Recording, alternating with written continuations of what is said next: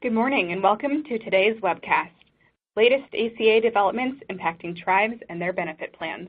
Before we get started, I'm going to play a brief housekeeping video. Welcome and thanks for joining us. We're pleased to present another in our ongoing series of continuing professional education webcasts to help companies and individuals conquer challenges as they plan for what's next. Our presentation will start in a few moments. Before we begin, here are a few things to keep in mind. You can customize how you both view our presentation and interact with the presenter. For better viewing, close all other applications and turn up your speaker volume. You can also adjust window size and placement or enter full screen mode using the controls at the top of the window or dragging the bottom right-hand corner to resize. At the bottom of your screen, you'll see a series of icons, each relating to a different aspect of our session. You can download the group attendance sheet and a PDF copy of today's slides from the slide deck and handouts widget to the right of the slide view. You can ask our presenter questions during the webcast by typing a question in the Q&A window below the slide view and clicking submit. We'll do our best to answer all questions during the presentation or follow up via email. If you experience technical difficulty during today's presentation, refresh your browser by hitting the F5 key. Today's session will offer you 1 CPE credit. To receive credit, you must meet the requirements as specified by the National Association of State Boards of Accountancy. You must attend at least 50 minutes of the session and respond to at least 75% of the polling questions, which we'll ask throughout today's presentation. To respond to a poll, click the button next to your answer. We'll track your progress and alert you when you've earned CPE credit. You can then click the certificate icon in the CPE Progress widget to open a PDF file that you can save to your computer. Don't worry if you can't download your PDF certificate today.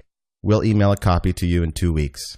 If you're attending this webcast in a group, you must complete our attendance sheet to receive CPE credit. The attendance sheet is available in the slide deck and handouts widget. Please have all group members sign it and send only 1 sheet per group. Also note that CPE credit can be awarded only to participants registered as themselves and isn't available to participants who view the on-demand version. As a reminder, the presentation you're about to see isn't legal, investment, or accounting advice. We encourage you to seek the counsel of a professional service provider to apply this content to your specific circumstances.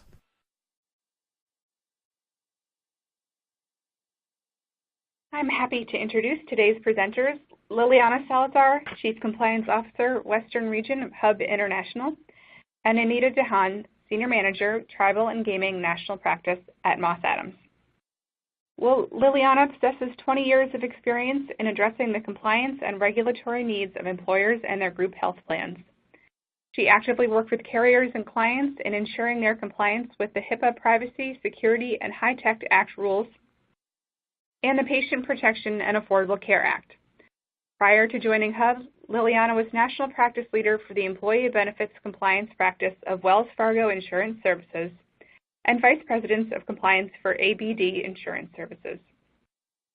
Anita has nearly 10 years of experience working with tribal governments and specializes in providing guidance on grant compliance, streamlining internal controls surrounding financial and programmatic operations, and in developing indirect cost strategies. She also offers technical expertise in the laws and regulations of Government Accounting Standards Board, Government Auditing Standards, and OMB uniform guidance. Anita has also provided several training sessions as an instructor of the Falmouth Institute and has previously featured in a national webcast on the impacts of the Affordable Care Act reporting for tribal governments. And Anita, I will now turn the line over to you to get us started. Thank you, Emily. Welcome everyone for joining us. As Emily mentioned, Liliana has over 20 years of compliance and regulatory experience. And I have personally seen her speak at NAFOA, which is the Native American Finance Officers Association, and I can promise you she has a wealth of knowledge, and you guys are in for a real treat regarding to get some more clarity on ACA reporting. So without further ado, I will go over the agenda, which we'll start with just learning a little bit about the ACA repeal efforts. We'll go into the reminders regarding the employer shared provisions, which is also called the pay or play mandate. Reminders on some, the 2017 reporting requirements and updates regarding 2018. We'll get a quick overview of the ACA and individual mandate regarding what proposals are in Congress right now and that are under considerations. and then the trends regarding Medicaid expansion. And we'll open it up to questions and answers after that. So regarding the update on ACA repeal, Liliana, we've been hearing a lot about potential changes to the ACA. Are there any new developments that affect tribal governments and tribal enterprises that we need to know about? Thank you, Anita. Yes, there's certainly changes that are being discussed at this point in time in Congress. The more critical changes are those attempts to repeal and replace the ACA. We have seen multiple iterations of repeal bills, but I think the more critical things to note is because Congress failed to repeal the ACA prior to their August recess, the ACA remains the law of the land. And that means that although it is still the law of the land, we may still anticipate changes in the next few months. For example, HHS has reached out to various constituents requesting advice on what provisions they should be able to amend or repeal regardless of what Congress chooses to do. We have seen funding for navigators and other outreach programs disappear. Therefore, there are mechanisms that are currently being deployed to address some of the concerns that people have with respect to the viability of the ACA. The administration also has access to what I personally refer to as the atomic bomb option, which is withholding the payment to carriers and whatever co-ops are left of subsidies for individuals who purchase coverage from an exchange or marketplace. As a result of this potential threat, many carriers have filed with the Departments of Insurance two separate set of rates, and those rates were due by or are due at the end of this month. We have seen a potential increase in rates dealing from a low to a mid-sized double-digit to a very high double-digit increase, and that really changes on a case-by-case basis based on the state where the carriers operate.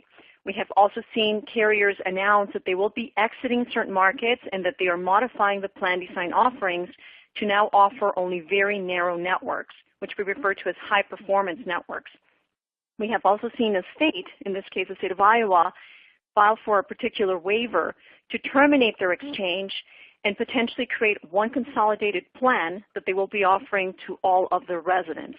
So there's a lot of movement aside from what we're seeing in Congress, but we obviously need to pay attention to what Congress is doing. There are several bipartisan efforts underway to try to repeal or replace the ACA or try to stabilize the exchanges and the individual market. The more popular provision right now is that particular bill introduced by Cassidy, and it's referred to as the Cassidy and Graham bill, and what it does is consider transitioning the power from the federal government into states. And although this particular federal bill, if assuming it passes the Senate and then is passed by the House, this change would have to take place before September 30th, which is the last date that they have to pursue the Budget Reconciliation Act. So the Cassidy-Graham bill is simply stating, I transfer the autonomy to the states. Each state will have the ability to determine what is an essential health benefit. So it's no longer mandated coverage of all 10. It's also determining how the high-risk pools, if any, will be created, if an individual mandate will be retained or not, and if there will be also an employer mandate. Because it is a very fluid bill and it has not yet garnered sufficient votes in the Senate to pass. We will continue to monitor those developments. But at this point in time, the primary focus on Congress as well is CHIP, which is the Children's Health Insurance Program. That particular program has provided coverage to a very large number of Native American and Alaskan Native children. And if it is not extended past 9/30/17, it will have a serious impact on tribal governments as well as the children of tribal members, in addition to just regular Americans that have their children covered under CHIP. So that is a priority for Congress. It appears, based on what I read this morning from my contacts in D.C., that it's very likely that CHIP will be extended past 9/30/17. So as I indicated earlier, we have a large number of moving parts. Congress will have until September 30th to pursue a particular either repeal or amendment of the ACA if they want to still be protected what I refer to as the budget reconciliation process. It only requires 51 votes in the Senate, which the Republican Party does certainly have at this point in time. The issue is, will they have the ability to garner all those votes and then also have the CBO, Congressional Budget Office, provide a summary of the cost impact that is attractive enough to all senators and even potentially members of the Democratic Party? So as we know, Congress is going to be pressured to do something to stabilize the market. We have seen a lot of changes that have not necessarily been positive. Reduction in the number of carriers has certainly impacted many individuals because premiums have had double-digit increases. We also have adverse selection, which means that carriers are incurring greater losses. We have instability in the individual market, and more critically, because Native American and Native Alaskans are currently receiving coverage from exchanges and marketplaces, because many tribes encourage their tribal members to pursue coverage from an exchange or a marketplace in a mechanism in an attempt to lower their operating expenses, if the exchanges cease to exist or they become unviable solutions because either they're very limited carriers or the cost is astronomical, we will see a serious impact on tribal governments, because many tribal governments are sending their tribal members to the exchange. If their household income is below 300% of the federal poverty level, their exchange coverage has no coinsurance or out-of-pocket expenses, which has enabled tribes to reinvest those funds in caring for other tribal members, which again has presented significant savings to tribal plans, both governmental and the plans of their commercial enterprises. So this is a critical development that we obviously want to track and comment on. Now, as we're looking at where we are in the exchange front, many tribes have seen a shrinking number of carriers in their territories. And as this map reflects, it is current as of August 23rd of 2017, many states only have one carrier left. In Ohio, in a county, doesn't even have a carrier. Virginia just recently had some good news that indicated that now they will have a carrier in every county. So this is a serious issue that we need to address. However, I think more critically, as employers, both governmental entities and our commercial enterprises, we need to make sure that we're still prepared to comply with the ACA. Because although there may be some changes in D.C., the point to note is if in fact this proposed bill, the Cassidy-Graham bill passes, the point to note there is that states will still be mandating things from employers. So what do we do now? What would be our next steps? There would be 4 primary categories of attention that we should emphasize. The first thing for tribes and their commercial enterprises is to assess if they are an ALE. So this is predicated based on control group rules, which, as we know, there are no IRS guidelines addressing how to assess if a control group exists for a governmental entity. However, it may be easier for commercial enterprises to assess if they're part of a control group. Once you determine you're subject to the pay-or-play mandate and reporting because you're an ALE, the next step for you would be to focus on making full-time employee benefit determinations, implementing your measurement periods to assess who is deemed to be full-time or not, which requires you to first create different employee classifications. Who's full-time? Who's part-time? Who's a seasonal employee? Who is a variable hour employee? Those employees who are not full-time, you would measure their hours, which then requires you to make that offer to that employee who is deemed to be a full-time employee per ACA guidelines.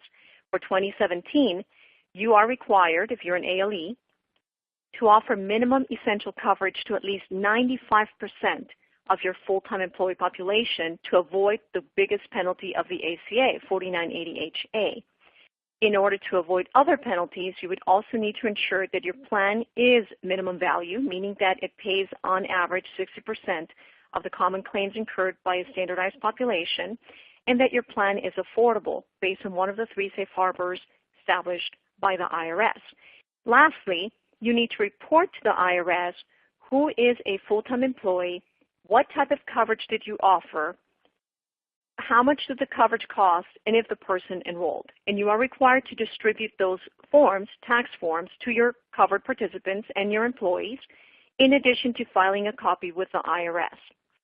In addition to that, finalizing reporting, you also need to be prepared to appeal an HHS determination of a penalty. So unfortunately, although there is a lot of concern about the future of the ACA, until the ACA is fully repealed, we as employers need to make sure that we are complying with the 4 categories of provisions that I've highlighted. So Liliana, So, you're Anita, saying that we shouldn't just sit back and relax, hoping that the reporting requirements will go away for next year. that is correct. Unfortunately, I think we're running out of time. So if we are waiting for the ACA reporting provisions to be repealed and we don't have a Plan B in effect, I think it will be very difficult to be compliant by the scheduled deadlines, which are fast coming, which would be January 31st of 2018, and then depending on how you file, either February or March of 2018. Got it. Thank you. With that, we have our first polling question. Since Native American and Native Alaskan Indian employees are exempt from the individual mandate penalty, is the tribe also exempt from offering the ACA minimum required insurance coverage to those employees? Yes, no, or you're not sure? I'll give you a few moments to respond. To participate, please click on the button next to the answer you choose and then hit submit. And just as a reminder, if you'd like to receive CPE credit for today's webcast, you'll need to respond to at least 3 out of the 4 polling questions.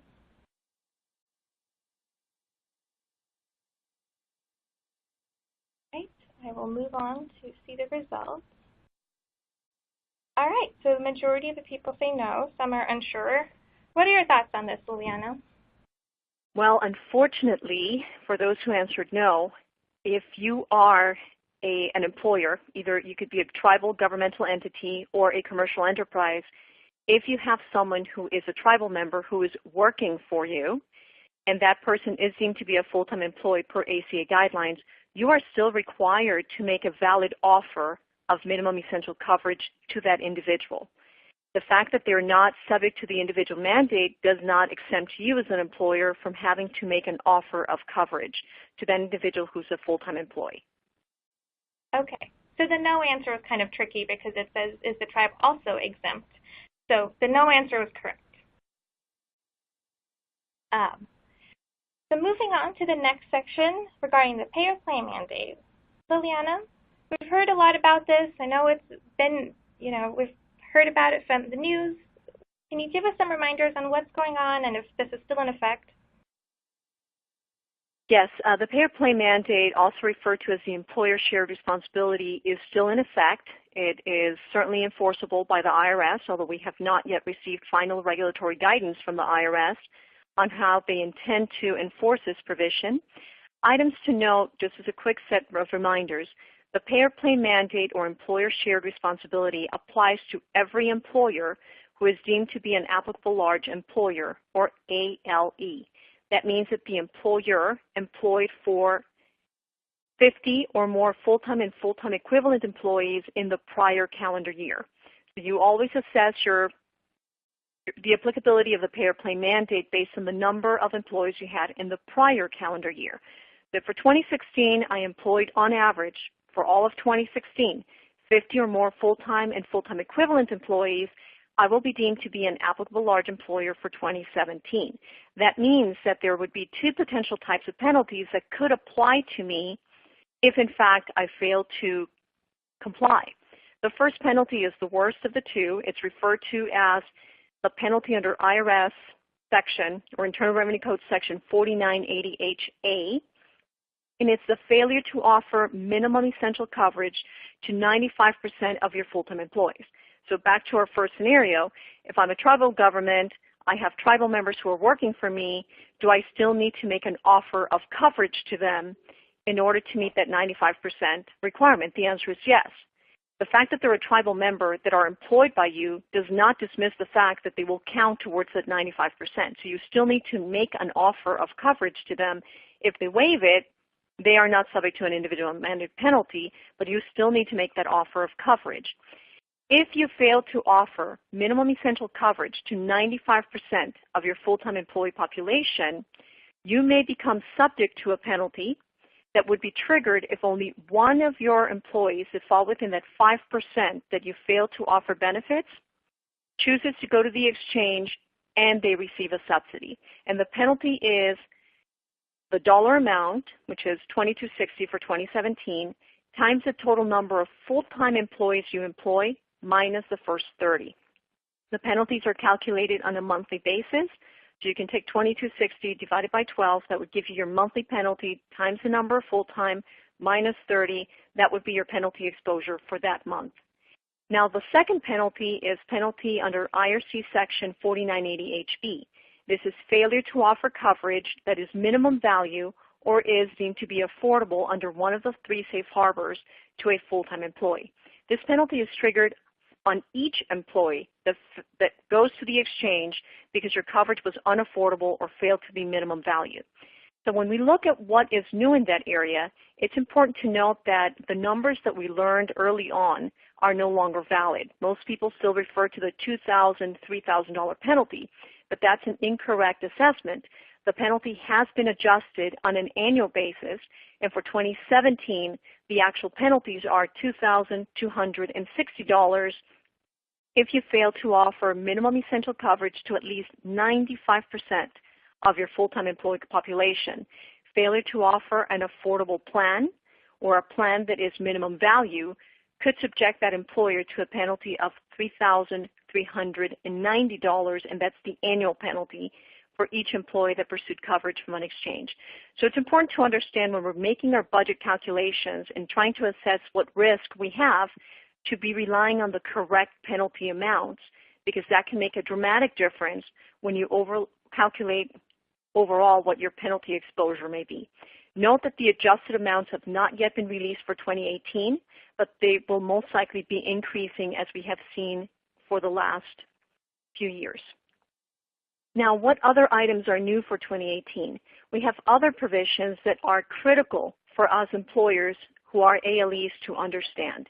Well, first of all, we know that the affordability of coverage under the pay-or-play mandate, that 4980HB that I talked about, is based on a percentage of the person's household income. Well, we know that we do not know what the person's household income is. Therefore, the IRS kindly provided three safe harbors: rate of pay, 100% of the federal poverty level, or the W-2 safe harbor. Now, note that people still reference 9.5%. That is also inaccurate. When you're assessing affordability, note that that threshold has changed every year. It was 9.5%. It went up to 9.56, then 9.66, 9.69, and now, unfortunately, it's reverting back for 2018 to 9.56. For 2017, it was 9.69, and now it's decreasing for 2018 to 9.56. What does that mean? It means that you really need to be diligent when you're setting your contributions for 2018, because you will have less room to charge your employees. If we use a hypothetical of the rate of pay, the formula is the employee's hourly rate of pay times 130, which represents the hours that a full-time employee works, times 9.69, which was for 2017, the threshold, which would allow me to charge that person no more than $138.56 per month. So if my plan for the lowest cost plan that was minimum value cost for employee only $138.56, my plan was affordable under the rate of pay. Well, for 2018, although that person is still making $11 an hour, I cannot charge $138.56 because I need to take $11 times 130 times 9.56, which requires me to decrease how much I charge my employees for coverage, and that amount is now $136.70. So it's really critical that you do sit down for your 2018 projections to make sure that your plans are affordable because the threshold decreased. Same thing applies if you're using 100% of the federal poverty level. In this case, if you're a calendar year plan, you must use always the FPL, Federal Poverty Level Standards, released in the prior year. So for 2017, 100% of the FPL is an individual whose income is $12,060. You multiply that times 9.56, you divide it by 12, it would give me an amount not to exceed $96.07 for 2018. For 2017, it was $93.38 per month. So I cannot charge the same that I charged in 2017 because my plan would not be affordable. Last quick reminder for the W-2 safe harbor. Remember that you're using box 1 of the employee's W-2 earnings. If you use the W-2 safe harbor, you cannot use the income projected for the prior year. You need to use the projected income for the year in effect. So if you are using for 2017, assessing if you can use a W-2, you're using the 2017 projected income. For 2018, you would use the 2018 projected income, which means you need to guesstimate how much the employee will earn, what type of pre-tax deductions they will have, and how much they will be contributing into a 401k plan, assuming you have one. And note that you cannot change that amount throughout the year. So a lot of misunderstanding on how to use a W-2 safe harbor. Note that if you use a W-2 safe harbor, the amount that you bill that employee every month must remain unchanged throughout the year. So as we're looking at affordability, it is critical to make sure, again, to review your employee contributions because the threshold has decreased. And if you want to avoid penalties, make sure that you are reviewing your contributions to ensure that they're affordable. A couple reminders as well. Don't forget that exchanges are sending out those notices to your attention, letting you know that one of your employees has received a subsidy from an exchange or a marketplace. And then as such, you need to let HHS, really meaning the exchange, know if that person received that subsidy in error or if the subsidy was adequate. When do you appeal that request? You repeal that request when you know that you did comply with the ACA. That person was a full-time employee. You did offer them minimum essential coverage. Your plan was affordable, and it was offered on a timely basis, and the plan was minimum value. So in those scenarios, you certainly are encouraged to go ahead and appeal that request because it will provide information to the IRS that no penalties are due on your behalf. And the IRS may proceed, and so will the exchange, to ask the employee who became the recipient of the subsidies to pay those subsidies back. So what should you be doing?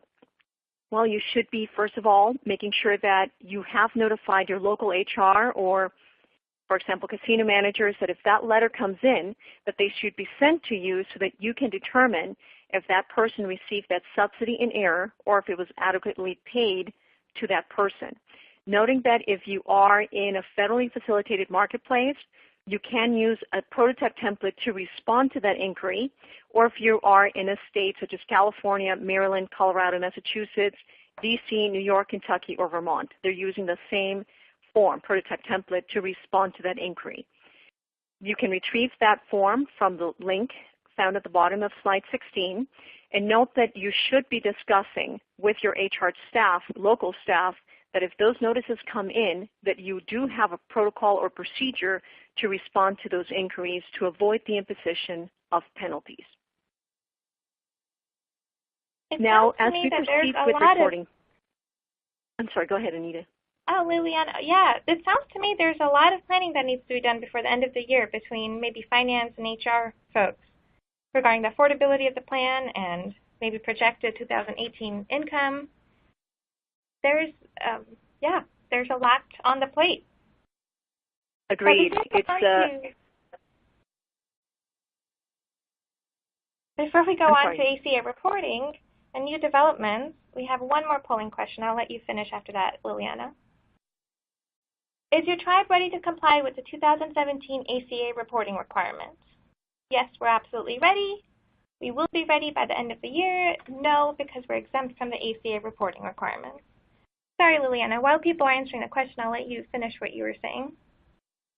Oh, no, I was just simply stating that you're absolutely correct. I think that the ACA is very fluid, not only because of the changes that are being proposed in D.C., but more critically, the ACA has continued to morph. And it's critical for employers to be aware of what the changes are so that they continue to remain in compliance, or if they have not been compliant in the past, that they become compliant. Absolutely. Let's look at that. Oh, so yes, we're absolutely ready. That's 38%. That's really good. and you will be ready by the end of the year. I like the first two answers. So assuming that, everyone has met the requirements for offering the appropriate amount of coverage and nobody is getting penalized, what are some of the changes to the ACA reporting requirements? Great question, Anita. So as we look at our next slide, some of the new changes for ACA reporting is the fact that we have, again, a few items to remind ourselves to be careful about control groups.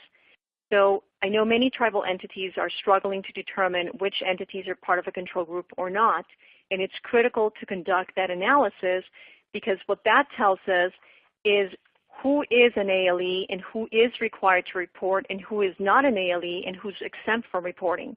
So that would be the step one for every tribe, making sure that you're working with your tribal council to assess who is part of a control group. And when you determine that you're part of a control group, please remember that each member of that control group is deemed to be required to file their own returns. So although you may have a casino, a smoke shop, and then let's assume the tribal government will file their own 1094s, the casino and the, I'm sorry, I think that we must have skipped one slide, yes. So what the casino and the smoke shop would have to follow on their own. So what is truly critical that we need to note? First of all, for ACA reporting, we are unfortunately dealing with shorter timelines. So that's a critical piece to understand. When we ask, are you ready, it's because we have a shorter time frame as an employer and an ALE or a provider of coverage if you're self-insured medical plan offerer to comply with the reporting requirements. So the first thing to note is I must be ready to distribute those 1095-Cs or 1095-Bs no later than January 31st of 2018. As it appears as of now, because the IRS released their draft instructions and draft forms, that there are no automatic extensions. You are entitled to request a 30-day extension by filing a written request directly with the IRS, which does not mean that they will grant it. So look at January 31st as your deadline to distribute the forms, either 1095-Cs or 1095-Bs if you're self-insured for non-employees, or your 1095-Cs for all of your full-time employees, as well as if you want to use the C form versus the B form if you are an ALE and you are sponsoring a self-funded medical plan. The dates to file with the IRS remain unchanged, so we have until February 28th of 2018 to file our paper returns with the IRS, and that is required of groups that issue less than 250 forms. By April 2nd of 2018, if you choose to voluntarily file electronically, and it is mandated to file electronically if you issue more than 250 forms. Note that the extension that was granted last year is still in effect, and that's Form 8809. You can file for an extension in your time to complete the returns and file with the IRS would be extended for an additional 30 days. Remember that all filing that is done in electronic format must be performed via the AIR system, and that means that in order to use the AIR system, you have to first register to file electronically and obtain a TCC code. Now, the bad news for 2017 returns due in 2018 is that the IRS anticipates not extending the good faith compliance. That was a safe harbor for many employers in 2016 and 2015 that said, I'm trying the best to complete these forms. My systems are in complete disarray. They're not aggregating information. I'm going to do the best I can, and I'm just going to submit whatever I have. Unfortunately, that will not be good enough for 2017 filings. So you need to make sure that your systems are talking amongst themselves, that you're aggregating the data that you need to complete the forms in an accurate and timely basis. The IRS has indicated, however, that they may waive penalties if the failure was due to a reasonable cause and certainly not willful neglect.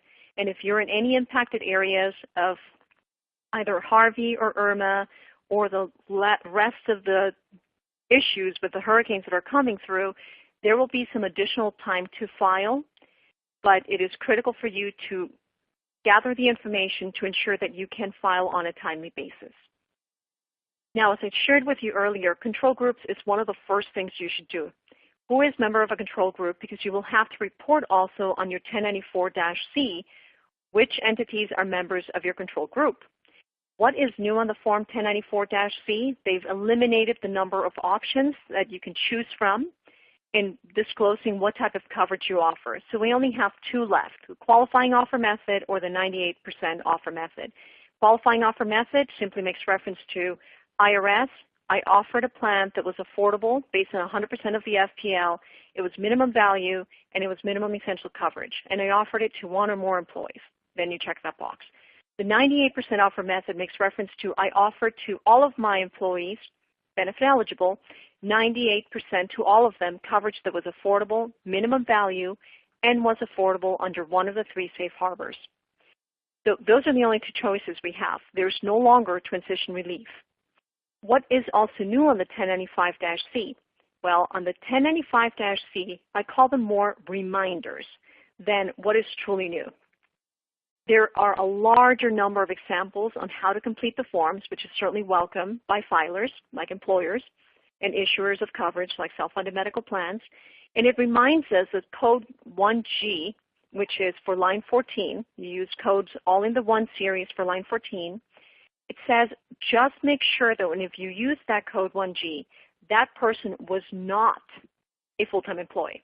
So if you're covering in a self-funded medical plan, you need to complete the forms, obviously, for anyone who's covered under your plan.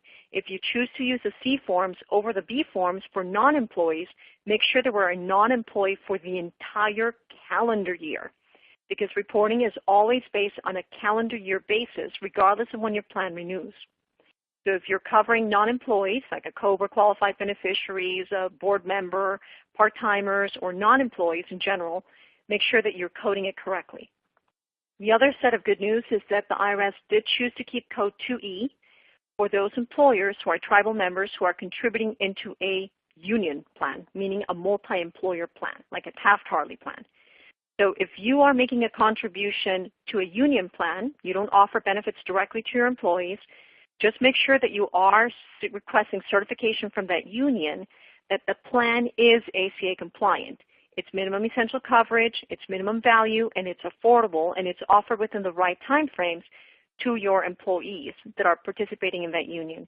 If you do have that certification or other methods of proving that the union plan is compliant, you can leave line 14, you would use code 1H, no offer of coverage. Line 15 is blank. Line 16, you would use code 2E, which is a simplified reporting alternative, which is retained for 2017 filings. So what are other tips on ACA reporting?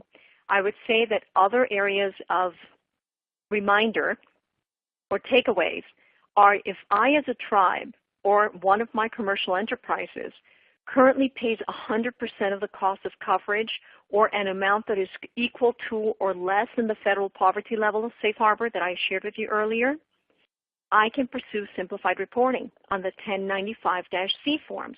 For line 14, the only thing I need to do is enter code 1A for all of the months of the calendar year that I made that offer of coverage that was predicated on zero cost to the employee or at or below the federal poverty level.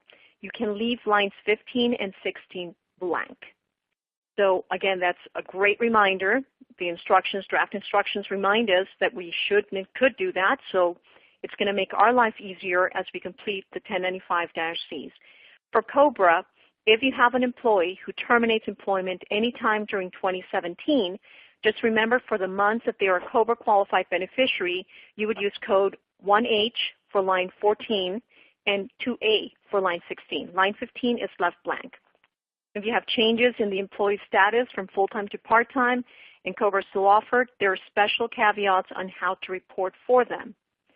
Now, the other great development on reporting, as Anita was asking, what has changed, is what we refer to as a safe harbor for correcting returns. And this only applies to the 1095-C form.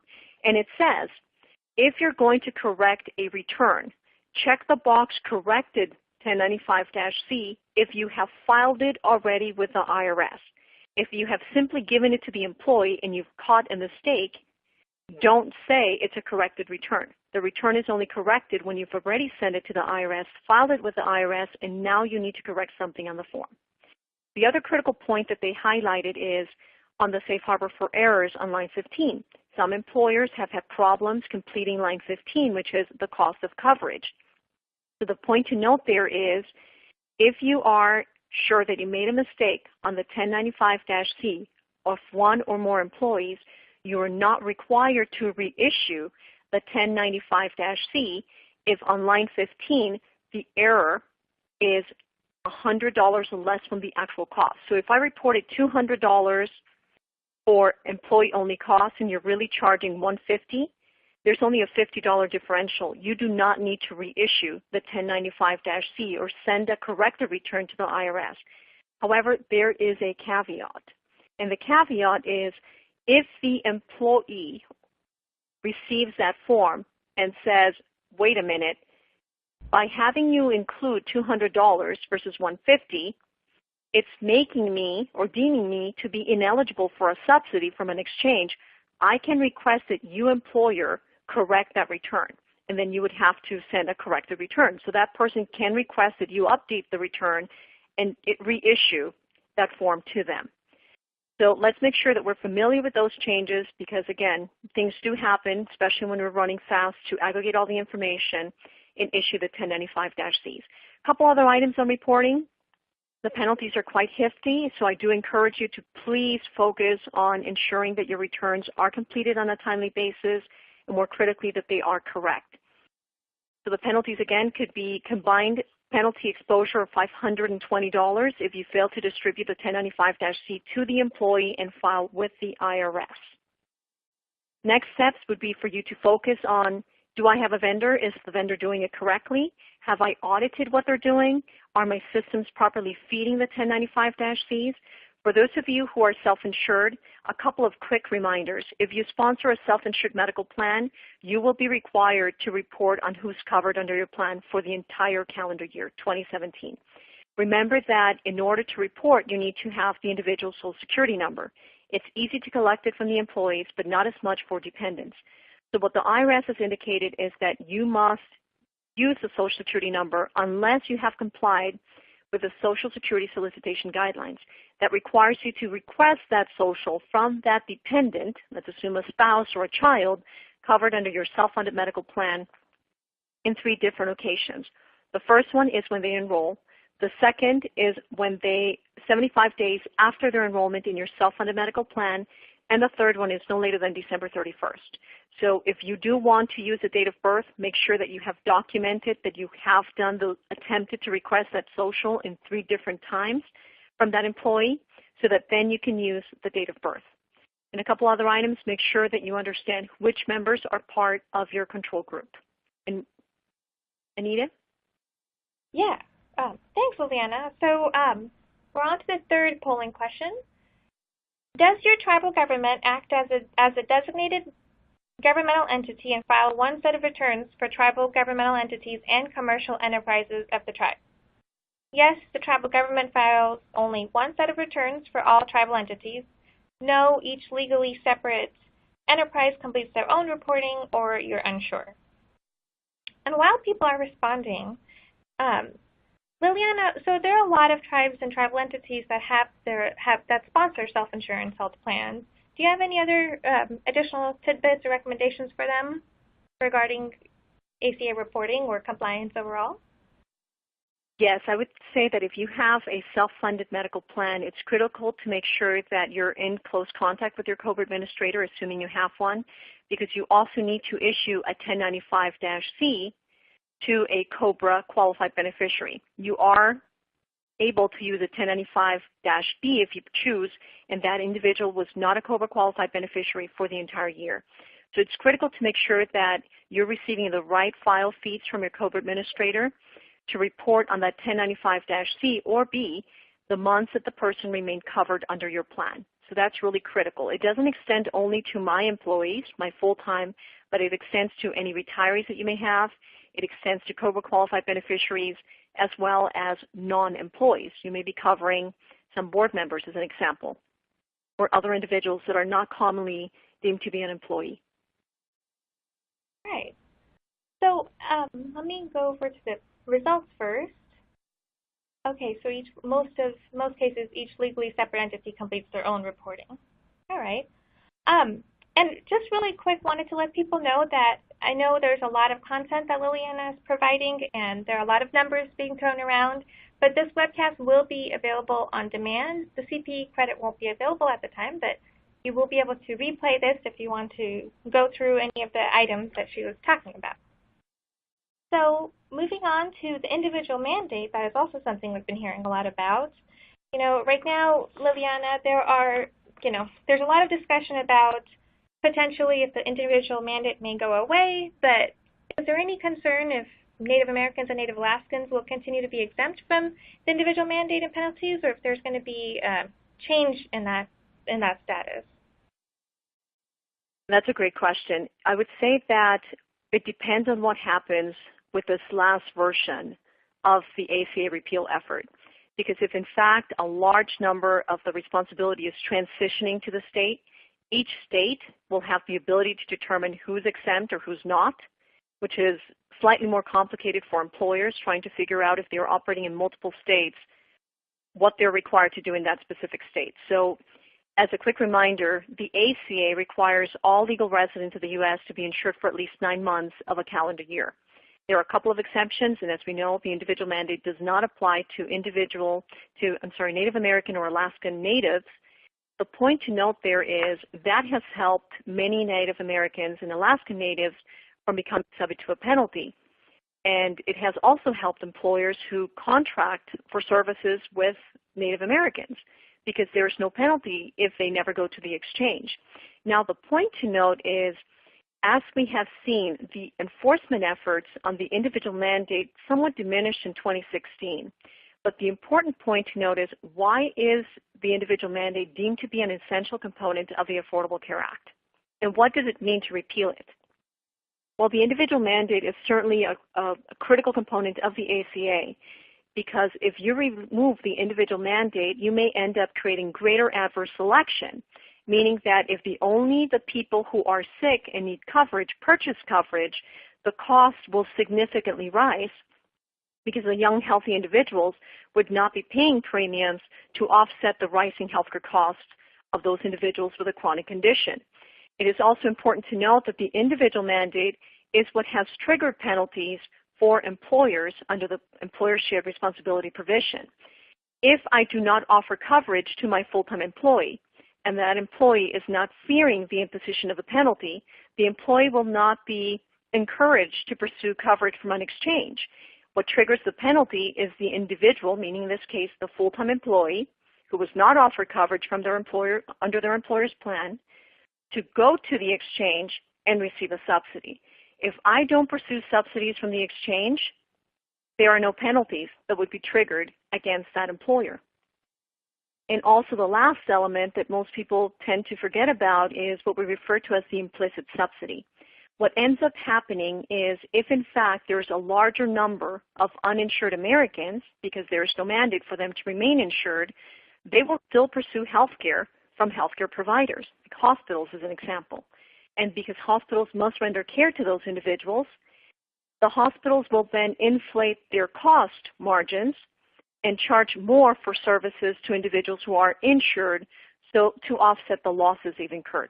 So the individual mandate is certainly a critical element of the ACA, and we have seen multiple iterations of what the repeal strategy should look like.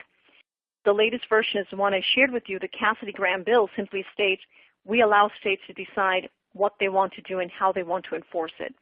Other federal proposals have, the more recent one from the Democratic Party is Medicare for all. So ignore employer-sponsored coverage, and we're going to have everyone receive coverage from Medicare, which is a single-payer program. So it's a very fluid topic, which I would say it's important to track because it does mean a lot to tribes, especially for your commercial enterprises, where some of your employees are tribal members.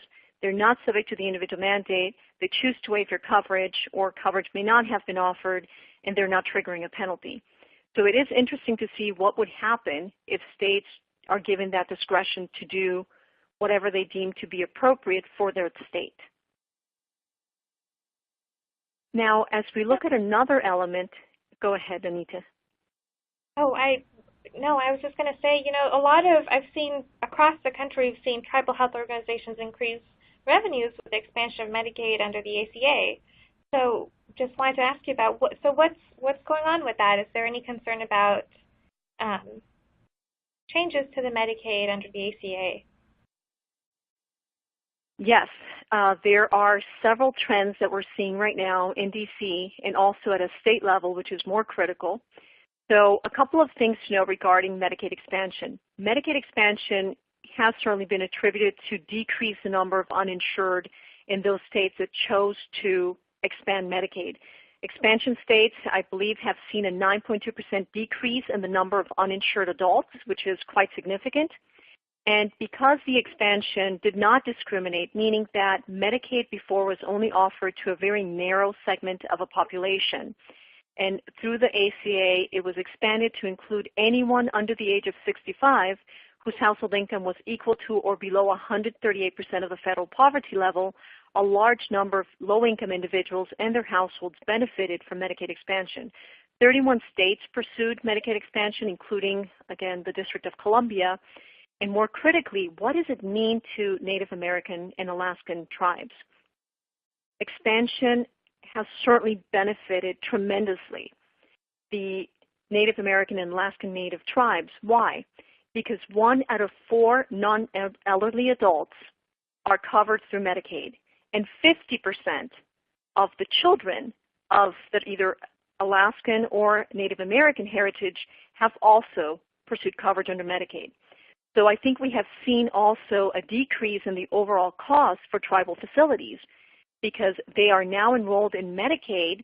They have access to greater services because most states have used insurance carriers for that purpose, which enables them to also refer that child or that adult to their clinic and then bill the insurance company for that service that they've rendered. So it certainly has been a very positive effect for tribal governments. Now, what are we seeing? And these are the states that have chosen to expand Medicaid. Noting that some states have requested waivers, 7 states requested waivers, and what they did is that they created their own version of Medicaid. So they didn't expand it as broadly as others, or they set parameters where Medicaid expansion would only be granted to individuals who met certain criteria, like an actively at work provision as an example. So what trends are we seeing in D.C.?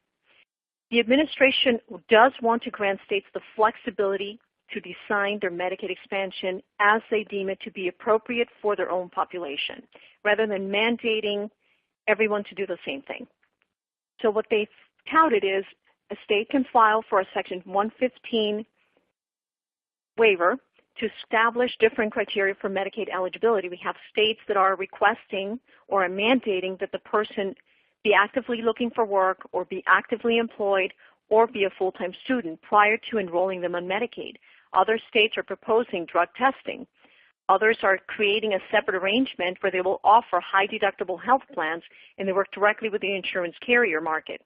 So I think that there is a lot of movement right now on the Medicaid front, which could be, again, finalized if the Cassidy-Graham bill passes. Each state will be able to determine what to do. Now, there is a phase-out of Medicaid, and some states are concerned about the cost. So it would be interested, again, to see what final decision is made in D.C. with respect to Medicaid expansion.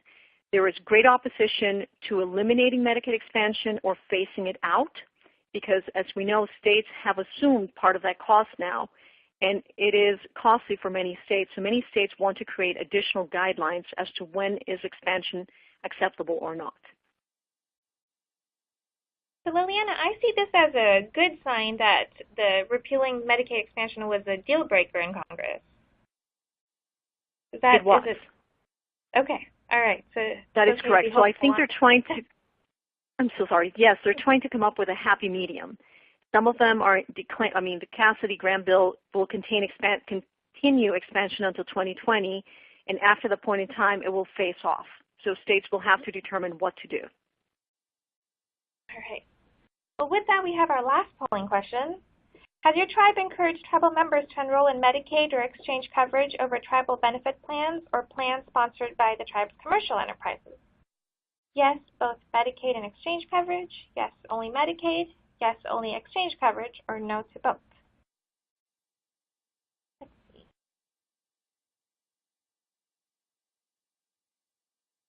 Interesting.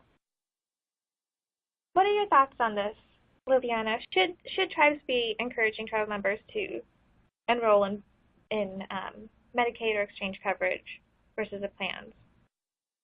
I would say that in some circumstances, if the individual can enroll in Medicaid, I would strongly encourage them to do so. You need to be slightly careful with a tribal member who is also an employee, because in theory you should not be encouraging people to enroll in an exchange over tribal coverage. And that could be, I'm an employee of the governmental entity or I'm an employee of a commercial enterprise, because that dual function of an employee and tribal member has not been clearly defined. So as an employer, you still need to offer them coverage, and that cannot be an exchange plan. So I think it's a trend that we've seen, and I always state be cautious and make sure that you're not creating a paper trail that could be used against you. But if they're tribal members and they're not my employees, absolutely encourage them to enroll in Medicaid as well as exchange coverage, because there's a benefit to the tribal member and the tribe as well. Okay. Thanks, Liliana. That was really helpful information. If any of you have any questions, you can feel free to email Liliana or I. There's one question that came up, Liliana, just in general. A lot of this information, a lot of it was more reminders and developments regarding the current ACA rather than changes to what people did for the reporting requirements and compliance requirements for 2016 and 17. Is that fair to say? I think that some things have changed, again, like the affordability safe harbors, the penalty determinations. But overall, I think the ACA as it stands today has not been dramatically modified. So yeah, it's a great reminder of what you should be doing, and also addressing some of the critical developments that an employer should note for 2018. Okay. And any other last thoughts on what's been going on? Because I just saw this in the news even yesterday. Something else was going on in the Congress regarding ACA. We'll know more after basically September 30th, or anything else that we need to be aware of? The September 30th deadline is really to pursue an amendment to the ACA via the budget reconciliation process.